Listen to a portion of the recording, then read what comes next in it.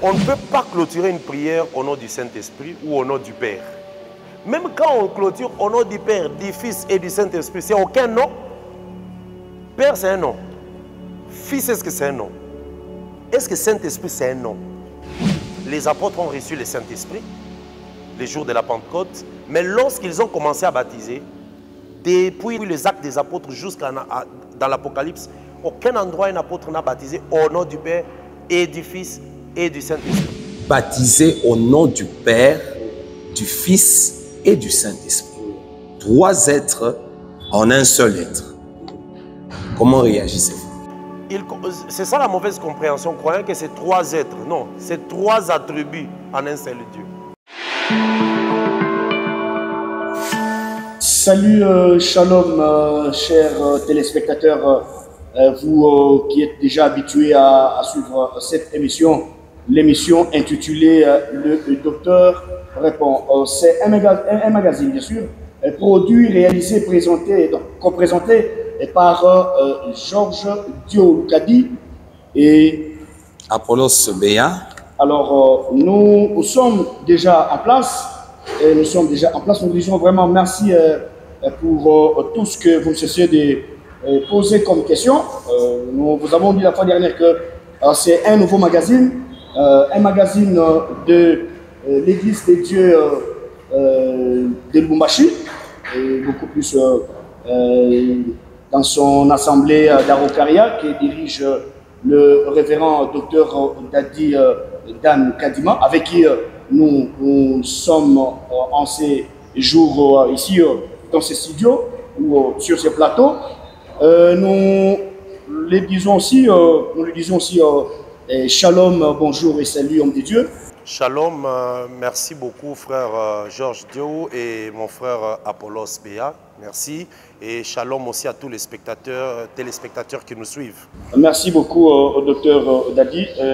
Je crois que vous avez des questions, ne vous mettez pas trop de soucis. Vous allez voir au bas de notre écran, les différents numéros sont là. Essayez de nous joindre, essayez de poser toutes les questions sur les différents sujets que nous sommes en train d'exploiter avec l'homme de Dieu Dadi et Dan Kadima, le docteur.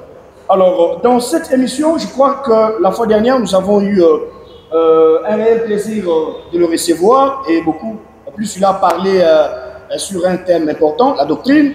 Mais avant de passer peut-être à autre chose, nous allons lui demander de bien pouvoir passer ou faire un petit rappel par rapport au thème de la fois dernière. Homme de Dieu, la fois dernière, vous êtes étalé sur ce qu'on appelle la doctrine. Mais aujourd'hui, avant de passer peut-être à autre chose, nous vous demandons de bien pouvoir placer un mot ou faire un petit récapitulatif par rapport à l'émission passée. Que le Seigneur vous bénisse, que la paix de Christ soit avec vous et avec tous ceux qui nous suivent. Je pense que à l'invitation de la fois passée, nous avons essayé de parler sur la doctrine. Comme vous-même vous l'aviez dit, donc c'est une émission où nous essayons de répondre à des questions sur des points doctrinaux. Et moi, je m'étais présenté comme étant un participant de la doctrine de Jésus-Christ. Jésus-Christ comme le maître qui est venu établir son église, a fondé cette église, a laissé l'ensemble des apôtres qui devaient continuer le travail qu'il avait déjà commencé parce que les apôtres devaient recevoir l'Esprit et continuer l'œuvre. Et il leur a donné un enseignement. Et j'avais fait voir que la doctrine, c'est l'ensemble de ces enseignements de Christ laissés aux apôtres et les apôtres l'ont appris à l'Église. Voilà un peu cette doctrine que nous sommes en train de défendre. Et nous avions dit que dans cette doctrine, il y a plusieurs points doctrinaux que nous allons aussi peut-être traiter à la longue. Et nous avions insisté aussi sur un point très important, c'est que si une église n'applique pas la doctrine, Dieu ne sera pas avec elle, avec cette église bien sûr. Et nous avions lu le passage de Philippiens chapitre 4 où l'apôtre Paul dit « Ce que vous avez appris de moi, ce que vous avez lu à moi, ce que vous avez fait, ce que j'ai fait et que vous avez vu, pratiquez-le afin que les dieux de paix soient avec vous. Donc c'était un peu, en quelques mots, ce que nous avons pu traiter la séance passée. Et voilà, cher confrère Apollos Beya, je ne sais pas, avant que l'on passe sur autre chose avec Dr Dadi, je ne sais pas si vous avez quelque chose par rapport à la doctrine. Je crois qu'on peut bien aborder le point du jour. Merci, merci beaucoup. Docteur Dadi Dan Kalima, aujourd'hui, vraiment, nous avons un sentiment partagé de vous recevoir encore, mais cette fois-ci, comme nous l'avons bien défini dans l'émission précédente, que c'est vraiment une émission purement doctrinale et au cours de laquelle vous allez essayer, puisque nous nous mettons dans la peau de tous les téléspectateurs. C'est pourquoi alors ne vous gênez pas, recevez toutes les questions qui viennent de gauche à droite pour éclairer bien sûr la lanterne à tout ce que les internautes, les téléspectateurs posent comme problème. Mais aujourd'hui, pour cette circonstance, j'aimerais que vous puissiez ou que l'on puisse tabler par rapport à la foi en Dieu. Plutôt à dire la foi en Dieu, ça paraît comme deux sujets au même moment, mais il y a lieu d'abord, avant de toucher la foi, de nous parler Dieu c'est qui. Vous le prêchez, Dieu c'est qui. Que le Seigneur soit loué, c'est une très bonne question. D'ailleurs, c'est un point très essentiel de la doctrine. Avant de parler tout autre point dans la doctrine, nous devons d'abord savoir qui est Dieu. C'est après cela que nous pouvons peut-être aller toucher des points doctrinaux tels que le baptême, la Sainte Seine, le type d'enseignement, ainsi de suite. Dieu, c'est un être suprême,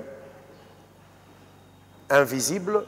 C'est en fait une force, une puissance, mais qui n'a ni commencement ni fin. Parce qu'il est le commencement de toutes choses. Et cet être s'est décidé un jour de créer les cieux, la terre et tout ce qui pouvait prendre part dans la création. Comme je disais que c'est un être suprême, mais une puissance aussi. C'est un esprit qui est le commencement de toute autre chose. Mais lorsque nous voulons parler de la foi en Dieu, comme tu dis, nous devons savoir que cette foi est placée dans un homme. Et c'est cet homme que nous disons que c'est lui Dieu. Mais je n'aimerais pas aller plus loin. J'aimerais revenir rapidement dans la vie doctrinale. Quand nous parlons de la foi en Dieu, qui est ces dieux-là? Je pense que c'est un peu ça votre question. Qui est ces dieux? Et je vais y aller sans détour, confirmer que le Seigneur Jésus-Christ, c'est lui le Dieu véritable. Nous irons sur base des Écritures.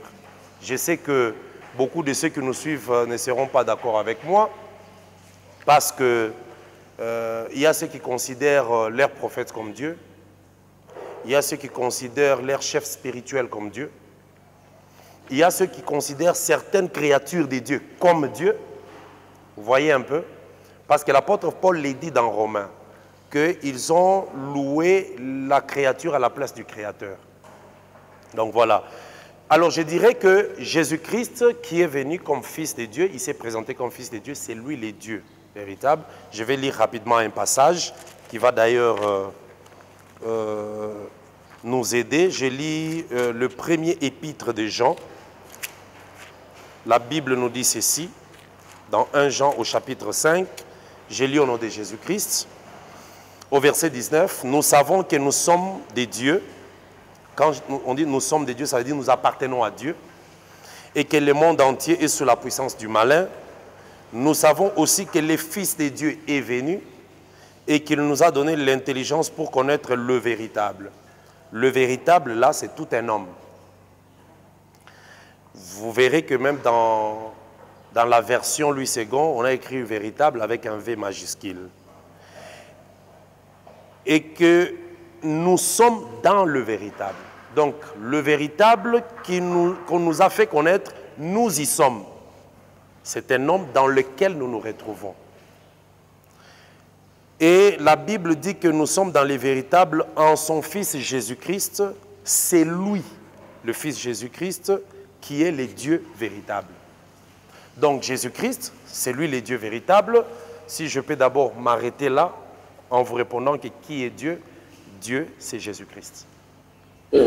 Docteur Dadi, à l'intention de tous ceux qui nous suivent, si vous venez à peine de prendre bord à ces magazines, dans cette émission, intitulée Le Docteur Répond, c'est un magazine de l'Église des Dieux de Lubumbashi, l'Assemblée d'Araucaria, qui dirige le révérend docteur Dadi Dan Kadimon, que nous recevons aujourd'hui. Alors, nous sommes en train de parler avec lui par rapport à un sous-thème de la doctrine, un sous-thème très important de la doctrine, intitulé La foi en Dieu. Mais bien avant cette fois-là, nous venons de lui poser la question, qui est ce Dieu-là?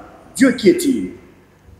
Docteur Dadi, sur ce point, je m'inscris d'abord en une divergence, c'est-à-dire je ne partage pas le même point de vue que vous.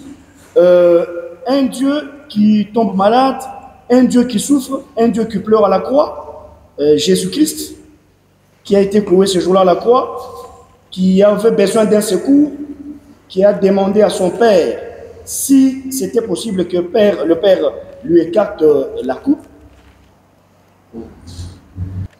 Ok, que le Seigneur soit loué. Je suis dans Romains chapitre 8. Nous devons d'abord savoir ceci. C'est Dieu créateur, crée l'homme Adam. Adam tombe à cause de la désobéissance, comme nous le connaissons. Le Seigneur lui a donné l'instruction de ne jamais manger de l'arbre de la connaissance du bien et du mal.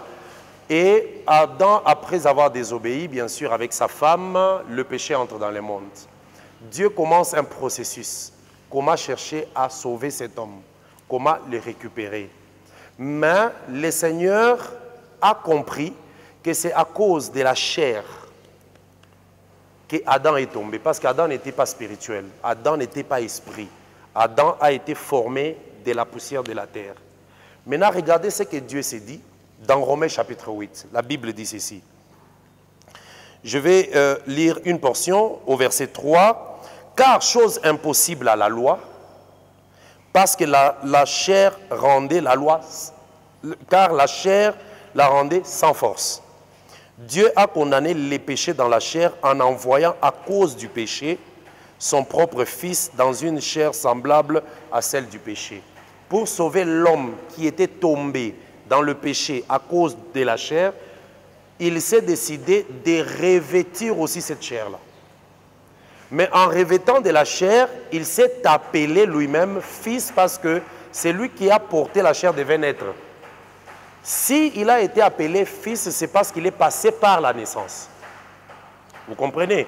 C'est ainsi que quand nous sommes dans Luc chapitre 1er, l'ange qui donne le message à Marie, lorsqu'il lui annonce la naissance, il lui dit, le Fils que tu enfanteras s'appellera Fils de Dieu.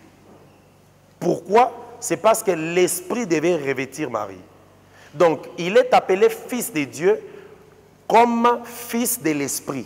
L'Esprit revêt Marie, Marie tombe enceinte et de cette grossesse, l'enfant qui naîtra sera appelé Fils de Dieu.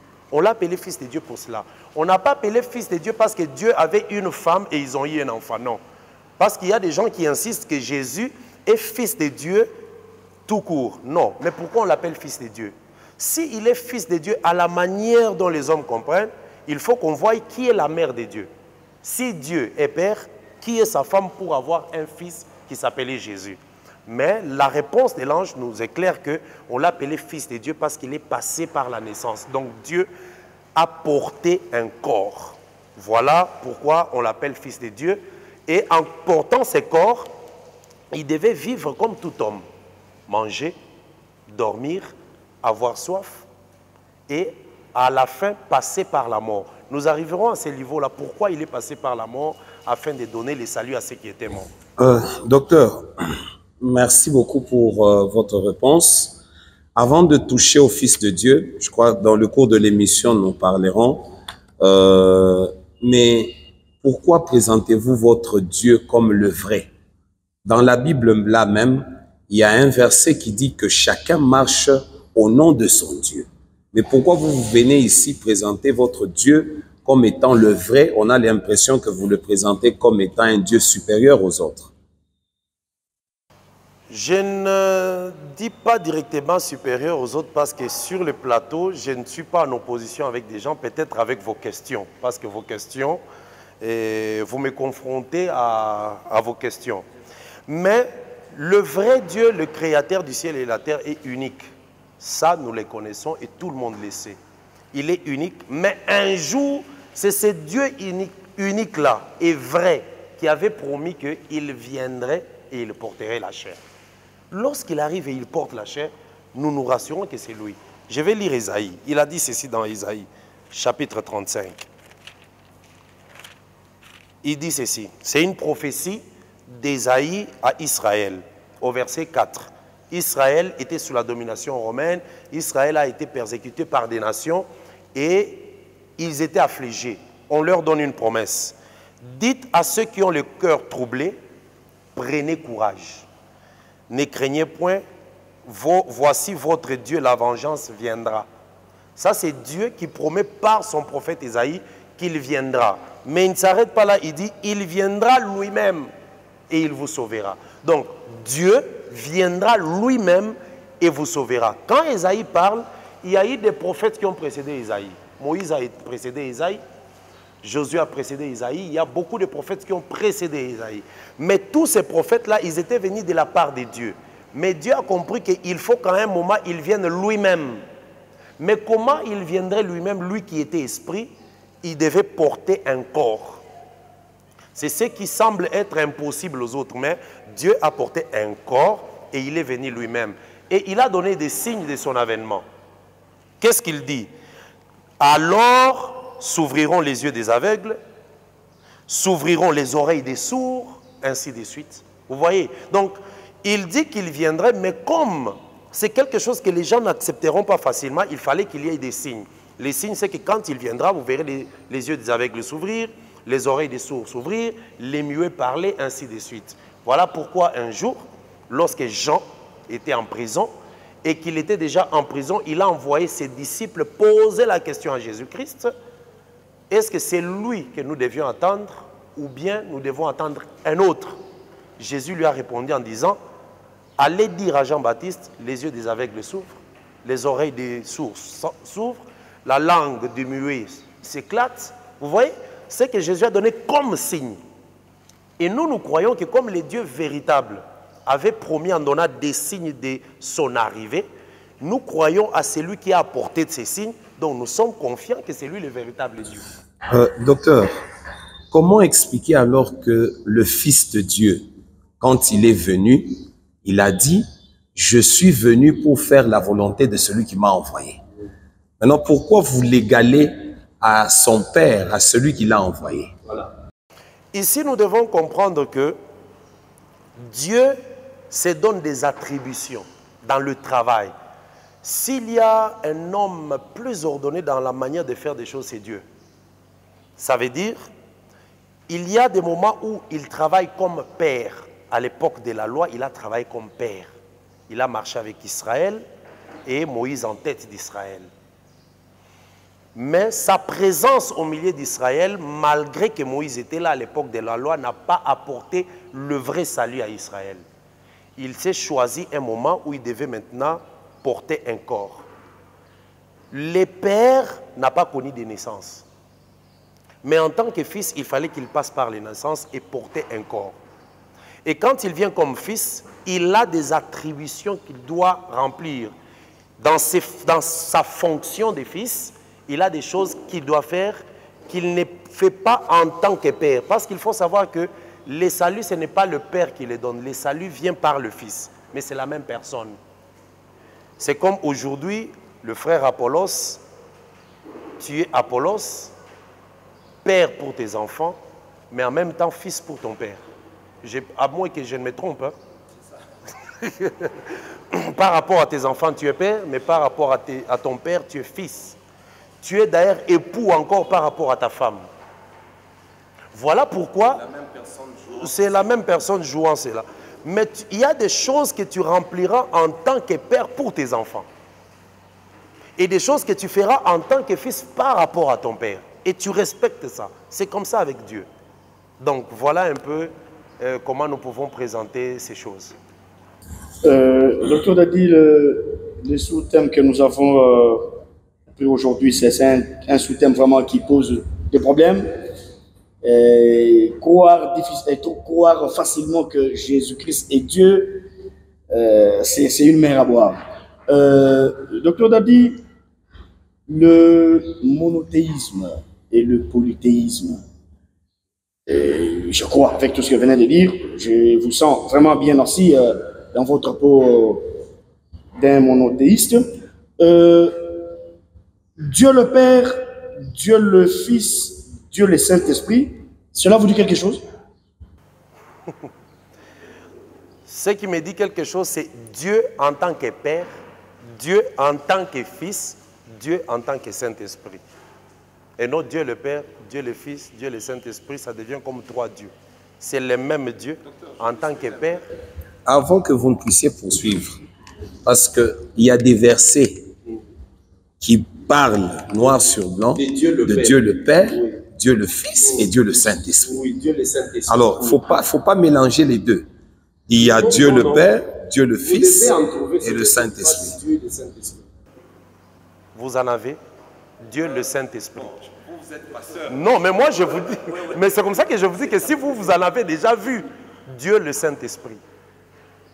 Docteur, mais vous avez aussi chanté cette chanson-là, même quand on était à l'école. Il y a trois personnes en Dieu, et c'est ça. Qui a chanté vous? Non, nous avons tous chanté. Nous avons tous chanté quand nous étions. Docteur, vous avez été dans les écoles catholiques, oui, c'est ça. Je crois, si je ne me trompe pas. Non, regardons. Restons dans ce que moi j'enseigne. Il y a un seul Dieu qui travaille en tant que Père. Et c'est ce Dieu-là, par rapport au Fils. C'est comme ça qu'on a parlé de Dieu comme Père. Mais quand nous disons Dieu le Père, Dieu le Fils, Dieu le Saint-Esprit, ça paraît trois dieux. Mais Dieu en tant que Père, le même Dieu en tant que Fils, le même Dieu en tant que Saint-Esprit, c'est le même Dieu, mais qui joue trois fonctions, ou qui dans ces trois attributions. Est-ce que vous pouvez nous donner un verset clair, noir sur blanc, qui montre que Dieu joue ces trois attributions? Je vais lire un passage. Éphésiens chapitre 4. La Bible dit ceci. Éphésiens 4. Je vais commencer la lecture au verset 4. Il y a un seul corps et un seul esprit, comme aussi vous avez été appelés à une seule espérance par votre vocation. Il y a un seul Seigneur, une seule foi, un seul baptême, un seul Dieu, Père de tous, qui est au-dessus de tous, parmi tous et en tous. Déjà avec ce verset 6, on nous confirme qu'il y a un seul Dieu qui est Père de tous. Mais ce Dieu qui est Père de tous, il est au-dessus de tous. C'est ça les dieux dans l'ancienne alliance, au-dessus de tous. Donc Dieu à l'époque de la loi.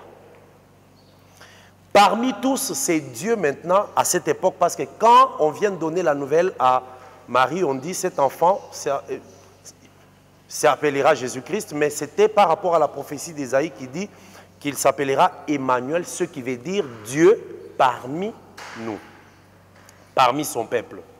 Donc quand on dit Dieu au-dessus de tous, c'est en tant que Père. Dieu parmi tous, c'est en tant que Fils.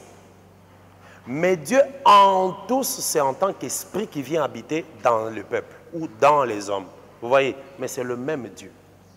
Donc, déjà avec ces passages, je pense que ça va beaucoup vous enrichir. Frère Georges, vous pouvez continuer. Docteur Dadi, mais la Trinité, j'ai fait appel à cette notion-là. Aujourd'hui, la Trinité n'a pas une place dans la Bible, selon ce que vous venez de dire. La Trinité comme trois dieux, ça n'a pas de place. Ce n'est même pas biblique. Mais quand on parle de la... Parce que Trinité veut dire trois. Mais nous considérons trois fonctions, donc un être mais jouant trois fonctions. Mais quand nous considérons trois dieux, là ça devient contraire à la doctrine de Christ. Pourquoi? La Bible, avant même que la doctrine ne nous parvienne, nous, la parole de Dieu d'abord est parvenue à Israël. Et l'Éternel par Moïse a dit à Israël, Israël, reconnais que tu n'as qu'un seul Dieu. Un seul Dieu. C'était ça la doctrine d'Israël, la loi même, un seul Dieu. Même dans Exode, lorsque le Seigneur donnait le commandement, il les dit. Quel est le premier commandement? Je lis rapidement, Exode 20. La Bible dit ceci. Au verset 2, Exode 20, verset 2. « Je suis l'Éternel, ton Dieu, qui t'a fait sortir d'Égypte, de la maison de la servitude. Tu n'auras pas d'autre Dieu devant ma face. Tu ne feras point d'image taillée, ni de représentation quelconque, chose qui en haut dans les cieux, qui est en bas sur la terre, et qui sont dans les eaux en bas sous la terre. Tu ne te prosterneras point devant elle, et tu ne les serviras point, car moi, l'Éternel, ton Dieu, je suis un Dieu jaloux, qui punit l'iniquité des pères sur leurs enfants jusqu'à la 3e et la 4e génération de ceux qui les haïssent. » Ici, c'est le premier commandement de la loi de Dieu à Israël, c'est que tu n'auras pas d'autre Dieu. Israël ne connaissait qu'un seul Dieu. Vous voyez d'ailleurs pourquoi Israël a participé à la mort de Jésus. C'est parce que, ne comprenant pas le langage de Jésus, Israël croyait que Jésus est venu se faire un deuxième Dieu. Or, Jésus venait leur expliquer que c'est lui le véritable Dieu, mais en fait qui est venu. Et ils ont compris comme si Jésus était un autre Dieu et ne connaissaient qu'un seul Dieu. C'est ça un peu la doctrine qui a été donnée à Israël. Et c'est cette doctrine que nous avons aujourd'hui. Le seul Dieu, mais qui travaille en plusieurs fonctions. Docteur, à la manière des trinitaires, dans leur compréhension, il y a trois personnes en Dieu. Et Matthieu, chapitre 28, est une preuve indéniable. Baptisé au nom du Père, du Fils et du Saint-Esprit. Trois êtres en un seul être. Comment réagissez-vous? C'est ça la mauvaise compréhension, croyant que c'est trois êtres. Non, c'est trois attributs en un seul Dieu. C'est pour ça que je parle qu'il y a l'attribut Père, il y a l'attribut Fils et l'attribut Saint-Esprit. Ce sont des attributs. Pourquoi nous disons cela? La preuve, c'est que dans Matthieu où tu as lu, il n'y a pas trois noms. Baptisé au nom, un seul nom. Donc ces trois êtres-là n'ont qu'un seul nom.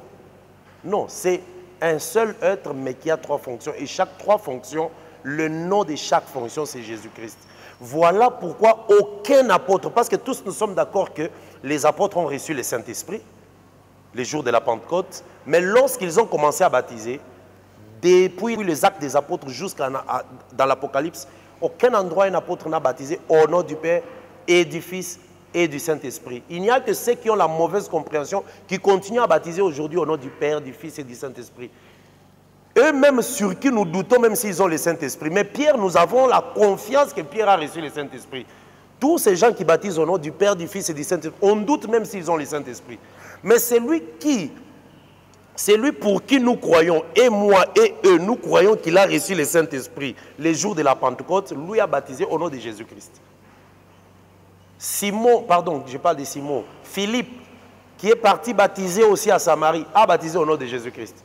L'apôtre Paul a baptisé au nom de Jésus-Christ. Les gens en qui nous avons confiance qu'ils ont reçu le Saint-Esprit. C'est une preuve que celui qui baptise au nom du Père, du Fils et du Saint-Esprit n'a même pas le Saint-Esprit. C'est une preuve. Il peut avoir étudié, mais n'a pas le Saint-Esprit, même pas une goutte du Saint-Esprit. Docteur Dali, je reviens sur les attributs auxquels vous venez à peine de faire allusion.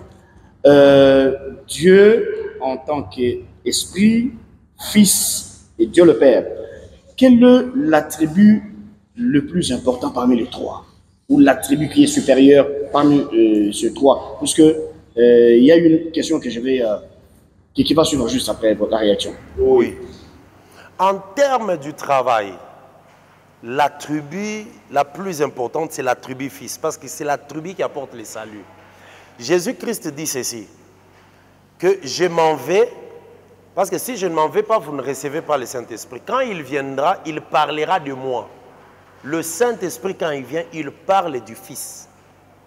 Le Père aussi, en envoyant les prophètes, tous les prophètes ont parlé du Fils. Donc vous voyez que c'est le point central du salut, c'est le Fils. Le Père de la loi a parlé du Fils qui devait venir. Le Fils parle, le Saint-Esprit qui vient après parle du Fils.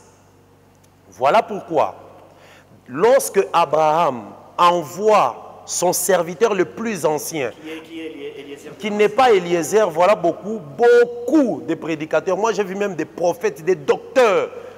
Il faut qu'on en parle un jour. Eliezer, ce n'est pas lui les serviteurs les plus anciens de la maison d'Abraham. Parce que les serviteurs les plus anciens de la maison d'Abraham a vu tous les autres serviteurs naître. Comment expliquer ça? Oui. Sinon, on risque peut-être de se détourner de notre thème. Mais les serviteurs les plus anciens, ce n'est pas Eliezer. Eliezer de Damas, lui, c'est un serviteur qui est venu après. Nous lirons ça. Nous allons un jour peut-être en parler. Alors, donc ceux qui pensent que le serviteur le plus ancien, c'est Eliezer, qu'il vous envoie des questions, on va en parler dans la séance où il faut vraiment qu'on parle de ça parce que ça va nécessiter même une révélation. Alors, je reviens sur Abraham. Abraham, comme père, voudrait que son fils Isaac ait une femme. Mais il envoie les serviteurs les plus anciens. Ça veut dire le serviteur qui a vu Isaac naître. Tu comprends un peu? Donc c'est un serviteur qui avait vu Isaac naître, qui a vu même comment est-ce qu'Abraham a quitté son père Terach pour aller là où l'Éternel l'avait envoyé. Et le serviteur le plus ancien, quand il part, qu'est-ce qu'Abraham dit au serviteur le plus ancien? Il lui parle de son fils Isaac. Il dit, va prendre pour moi, va prendre une femme pour mon fils. Lorsque le serviteur le plus ancien arrive aussi là où il devait aller prendre, bien sûr, dans la patrie d'Abraham, il parle d'Isaac. Donc vous voyez, Abraham parlait d'Isaac, le serviteur le plus ancien qui est parti, parlait à la femme, parlait aussi d'Isaac. Donc Isaac, c'est en fait le fils de qui parle le père et de qui parle le serviteur le plus ancien. C'est ça le problème avec Jésus-Christ. Jésus-Christ, comme fils, c'est lui qui est venu apporter le salut, mais soutenu par le Saint-Esprit, annoncé par le Père. Docteur, cette illustration que vous nous donnez dans les Écritures, elle vous cloue vous-même. Vous voyez que la Bible elle-même nous fait voir 3 personnes. Comment vous continuez à refuser, à balayer l'existence de la Trinité? Parce que c'est votre exemple que vous avez donné. Abraham, le serviteur le plus ancien que nous connaissons, Eliezer, vous aurez à nous démontrer plus tard que ce n'est pas lui, et Isaac.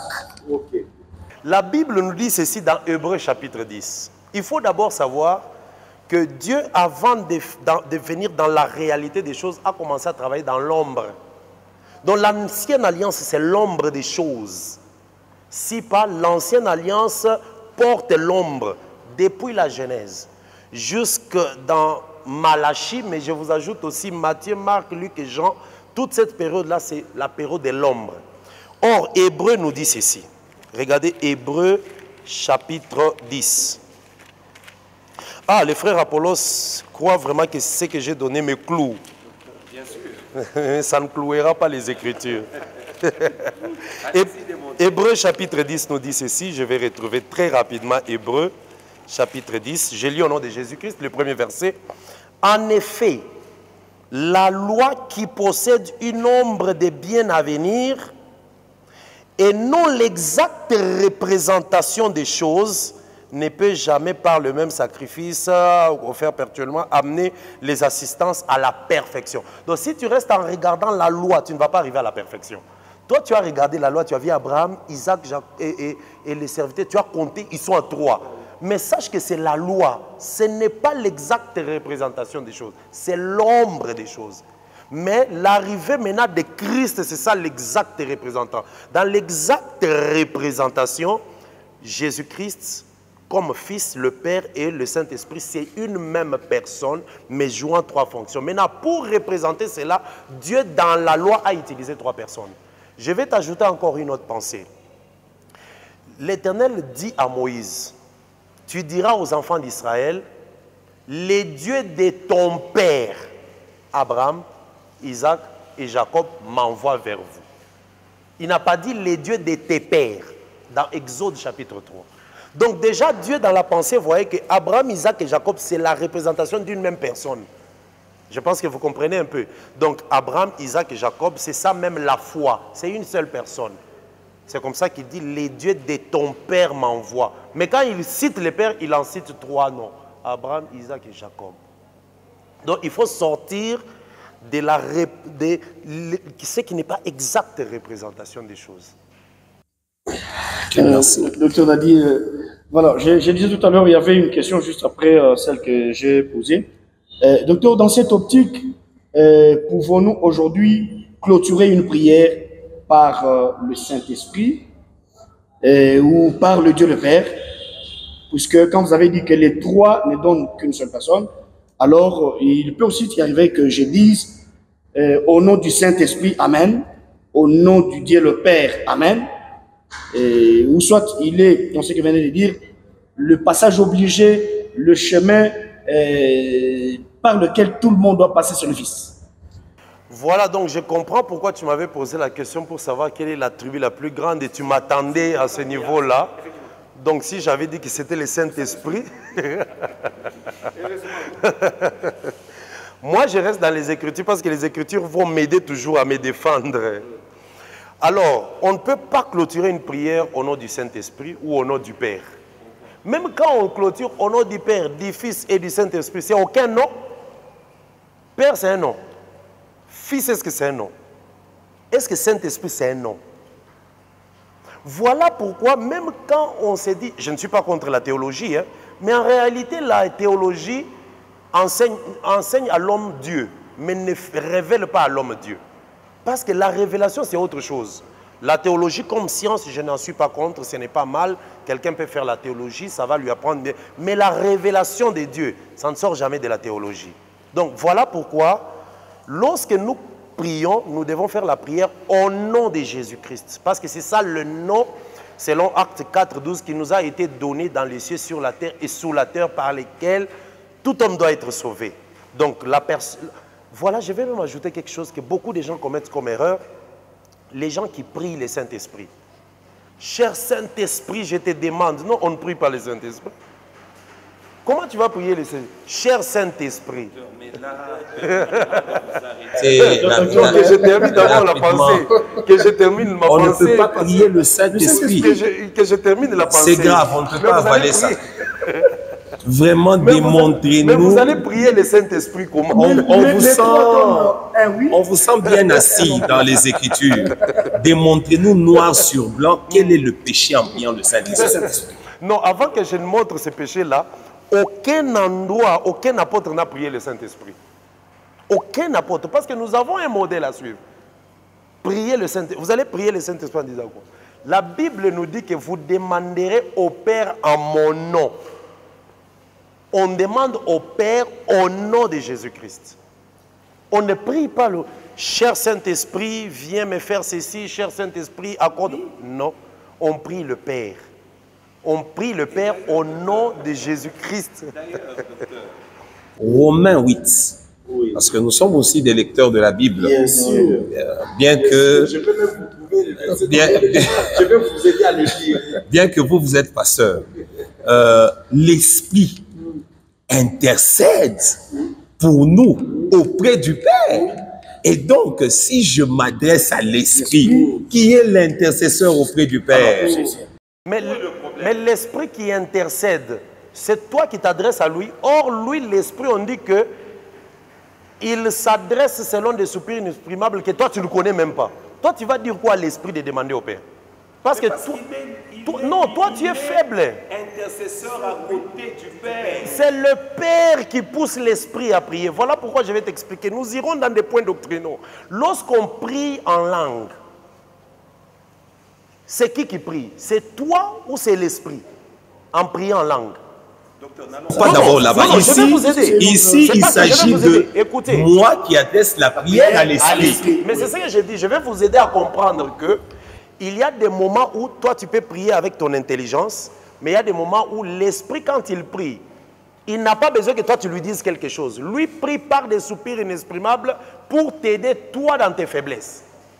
Ce n'est pas à toi à dire à l'esprit ce que l'esprit doit faire. Mais toi tu peux prier en demandant au Père et non à l'esprit. L'esprit quand il fait, lui le fait selon ce qu'il veut pour t'aider dans tes faiblesses parce que toi en tant qu'humain, tu es faible. Tu ne peux pas donner des directives à l'esprit. L'esprit fait ceci pour moi. L'esprit fait ceci. Non. Tu parles au Père. Le Père, lui, va ordonner à l'esprit. Ce n'est pas à toi de dire à l'esprit. Ce n'est pas biblique. Ça veut dire que tous ceux qui aujourd'hui utilisent les anges, qui les envoient, ils sont dans le faux. Mais quand tu dis déjà à un ange, je veux que l'ange vienne, qu'il se tienne là-bas, mais tu parles à l'esprit. L'ange, c'est l'esprit, non? C'est ça le manque de connaissances, si vous pouvez me permettre ce terme-là. C'est ça le manque de connaissances. Prier aux anges, ordonner aux anges de se déplacer, tout ça. C'est ça le culte d'ange dont Paul est en train de parler dans Colossiens. Qui c'est? Les anges. Les anges. Oui. Ils sont à notre service. À notre service. Je peux envoyer, j'ai dit fais ceci. L'ange Michael fait ceci. Ce n'est pas ton armée. C'est l'armée de Dieu. Tu parles à Dieu et c'est Dieu qui commande son armée. C'est démoniaque tout ce que vous voyez les gens là. Moi je donne l'ordre à l'ange de se déplacer, l'ange de partir. Partir où? Ça n'a pas de place dans les Écritures. Voilà pourquoi nous devons vraiment parler de la doctrine. Les points doctrinaux, il y en a tellement beaucoup. Et c'est ça qui fait même qu'il y ait des différences dans le culte, dans la compréhension des choses, parce que chacun comprend la doctrine à sa manière. Mais nous nous réjouissons parce que nous restons dans la limite de ce qui est écrit. L'apôtre Paul dit, apprenez à ne pas aller au-delà de ce qui est écrit. Dans ce qui est écrit, les apôtres n'ont jamais donné des ordres aux anges. Que le Seigneur vous bénisse. Merci beaucoup, chers téléspectateurs. Les bonnes choses ne durent pas. Nous nous voyons obligés vraiment de mettre un point virgule sur cette note. Docteur Dadi, avant de mettre l'encre à cette émission d'aujourd'hui, pouvez-vous placer un petit mot par rapport à ce que nous venons de dire? Aujourd'hui, vous venez d'expliquer la foi en Dieu, mais beaucoup plus qui est Dieu. Et tout. Est-ce que dans moins d'une minute, vous pouvez glisser un petit mot avant peut-être qu'on puisse mettre l'encre à l'émission? Oui, la Bible nous dit dans 1 Timothée 3, verset 16 que le mystère de la piété est grand. Et on explique ce mystère, on dit Dieu, c'est ce mystère-là qui a été manifesté dans la chair. Donc ça veut dire Dieu qui se manifeste dans la chair. C'est tout un mystère. C'est comme ça que beaucoup de gens passent à côté de la plaque pour ne pas comprendre que c'est lui qui était venu dans la chair, c'est lui le vrai Dieu. Et sans cette compréhension, le salut est loin. Parce que le salut se retrouve dans la foi en ces dieux-là. Dès que vous croyez en ces dieux qui est Jésus-Christ, vous avez le salut. Donc voilà ce que je peux dire comme un dernier mot et que le Seigneur vous bénisse. Je crois que nous n'avons pas épuisé ces sous-points. Nous pouvons continuer la fois prochaine. Docteur, merci beaucoup d'avoir répondu à cette invitation. Moi, ce qui m'a toujours marqué, c'est que je vous sens trop sûr de vos réponses. Est-ce que vous avez fait une étude? Est-ce que la séance prochaine, vous pouvez me poser la question pourquoi je vous donnerai un passage comme l'état déjà parti? Oui. Pourquoi je suis trop sûr? Rappelez-moi à la séance prochaine, je vous donnerai un passage pourquoi je suis trop sûr. D'accord, on en parlera. On le lira. Mais c'est pour nous un bonheur de vous recevoir sur ce plateau de notre émission. Merci beaucoup. Vous avez été nombreux à nous suivre. Nous vous disons grandement merci. Vous nous suivez ici en République démocratique du Congo, dans la ville de Lubumbashi. Vous nous suivez en dehors du pays. En tout cas, nous vous disons grandement merci. C'est bien sûr votre émission intitulée Le Docteur Répond, un magazine produit, réalisé, présenté par Georges Diolukadi et Apollos Obeya. Aujourd'hui, nous l'avons encore reçu. Il a parlé sur la foi en Dieu, qui est Dieu et tout. Je sais que là où vous êtes, vous n'êtes pas satisfait, mais ne vous inquiétez pas. Au bas de l'écran, vous trouverez le numéro par lequel vous pouvez nous envoyer tout ce que vous avez comme question par rapport à la divinité de Jésus. Aujourd'hui, la classe chrétienne est divisée. Jésus est Dieu, Jésus est le Fils de Dieu et tout. Alors, dans notre émission prochaine, nous serons vraiment très contents de lire vos commentaires, de lire vos questions. Homme de Dieu, bon, vous dire encore aujourd'hui de saluer une ou deux, trois personnes. À la place. Que le Seigneur soit loué. Aujourd'hui, je salue celui qui est pour moi un père, le docteur Jacques Mutombo, qui est vraiment un ministre humble, qui m'a beaucoup aidé. Que le Seigneur le bénisse. Et je bénis aussi tous les bien-aimés qui nous soutiennent dans tout ce que nous faisons par rapport à l'évangile sur les médias. Que le Seigneur vous bénisse. Merci beaucoup. Nous serons terminés cette émission sans vraiment saluer le héros dans l'ombre. Nous saluons l'ingénieur Christian et en tout cas merci beaucoup pour le travail digne que vous abattez et nous vous fixons rendez-vous dans le tout prochain jour. Merci beaucoup.